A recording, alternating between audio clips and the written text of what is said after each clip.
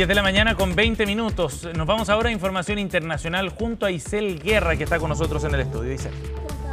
Se va con hartas noticias por revisar a esta hora, partiendo con lo que ha informado desde España, la liberación de 13 presos políticos que estaban en Venezuela, al menos en el último año. Una información que se suma por lo demás a otras noticias y antecedentes que hemos conocido tras la caída de Nicolás Maduro la semana pasada. Y claro, en esta oportunidad se ha informado de 13 ciudadanos españoles, todos ellos, ojo, con doble nacionalidad, que según se ha podido conocer durante este día por parte del Ministerio de Relaciones Exteriores de España, aparentemente ya han sido liberados. Las identidades que conocemos hasta este momento: Sofía Sagahún, Leticia García, ambas estaban en la prisión del Helicoide, ambas según se ha planteado, a cargo más bien del Servicio Bolivariano de Inteligencia. Y también se habla de una tercera figura, un hombre,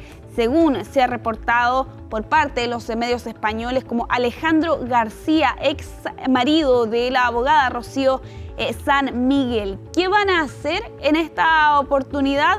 Bueno, según ha podido conocer medios españoles, es el caso, por ejemplo, del País, este ciudadano español ha decidido mantenerse en Venezuela, aunque las otras 12 mujeres, una de ellas ha decidido que va a regresar a España y la tercera aparentemente estaría evaluando si es que se mantiene en Venezuela o se regresa hasta España. Lo cierto, Seba, es que esta información se suma, por cierto, a lo que hemos conocido en estas últimas jornadas, ¿no? Según desde Venezuela apuntan a la liberación de 116 presos políticos durante esta última semana, pero ONGs que trabajan en este país apuntan a que no han sido más de 50 personas las que en rigor han sido liberadas en estas últimas jornadas, teniendo en cuenta que hay entre 800 a 1000 personas tras las rejas consideradas presos políticos en Venezuela. Y esta es una de las señales más importantes que está esperando la oposición, además, que haya efectivamente una liberación masiva, si es que no total, de los presos políticos allá en Venezuela, como una forma de ir avanzando en lo que ha sido catalogado como este proceso de transición democrática. Y se entiende que este es uno de los asuntos críticos también para el gobierno chavista, considerando la cantidad enorme de informes de organizaciones internacionales, de Amnistía Internacional, entre otras, de Human Rights Watch, que han acusado al gobierno antes de Nicolás Maduro de llevar adelante esta persecución política, derechamente, y la captura ilegal de cientos de personas sencillamente por estar en el bando opositor. Este asunto es fundamental y quizás sea la prueba de fuego también para entender cuánto control efectivamente puede tener Donald Trump respecto al gobierno de Delcy Rodríguez. Sí, sobre todo teniendo en cuenta estas acusaciones que plantean, ojo, no solo las ONGs que están a cargo, por cierto, de monitorear la situación de los presos políticos, sino que también de los propios familiares de estos prisioneros que en esta última semana muchos de ellos se han apostado a las afueras de estas cárceles, esperando, por cierto, información que pueda dilucidar cuál es el estado y si es que evidentemente van a ser parte de este listado de liberados. También allí precisamente esta denuncia apunta a esta diferencia, ¿no? 116 personas según en Venezuela, pero que en rigor serían poco más de 50 según plantean estas ONG. Y claro, con la gran pregunta que queda aquí, si es que efectivamente hay una presión por parte de Estados Unidos para hacer cumplir una declaración que hace el mismo país, ¿no? Venezuela, de estar llevando a cabo esas liberaciones. En paralelo a esto, Seba, el país durante esta jornada entrega un relato de cómo vivieron, de hecho, estos presos políticos en Venezuela, la información de la captura de Nicolás Maduro. Y allí hacían alusión a que básicamente muchos de ellos se enteraron una semana después.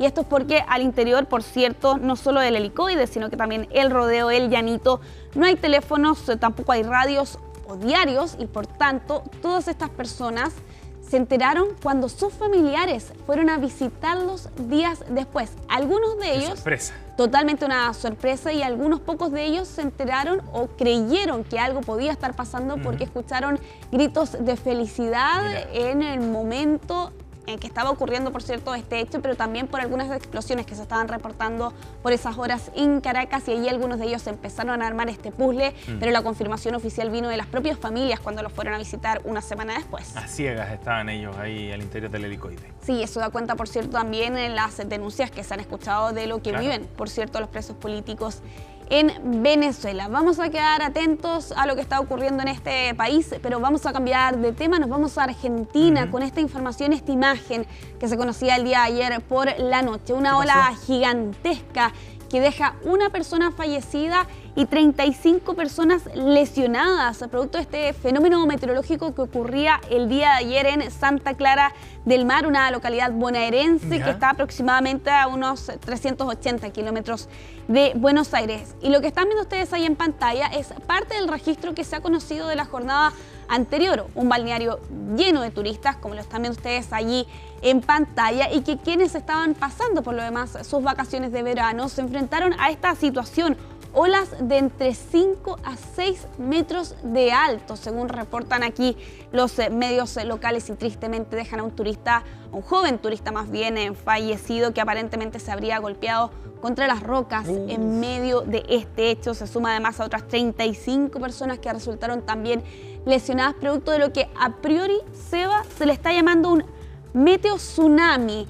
Y esto es un fenómeno aún en estudio, pero apunta a grandes rasgos a cambios bruscos de presión, un efecto violento y de muy corta duración, de diferencia brusca de presión entre la masa del aire superficial y la presión sobre la superficie del mar. El NOAA, que es este organismo de Estados Unidos, complementa también esta información y apunta que muchas veces puede confundirse con marejadas bastante fuertes, pero que aquí hay diversos factores en juego, y lo que hace también muy impredecible poder detectar de manera anticipada la dirección, la velocidad, la amplitud y la periodicidad de la perturbación. Aquí se habla de estos meteotsunami, cuando las olas tienen alturas superiores a 1,8 metros. Es un fenómeno que aún está en estudio, pero que al menos algunos especialistas estarían apuntando a esta situación como responsable de lo que ocurría el día de ayer. Qué impresionante y sorprendente también para la gente que está ahí. De acuerdo a algunos reportes en el diario La Nación, estoy leyendo que no sabía nadar, además de esta persona que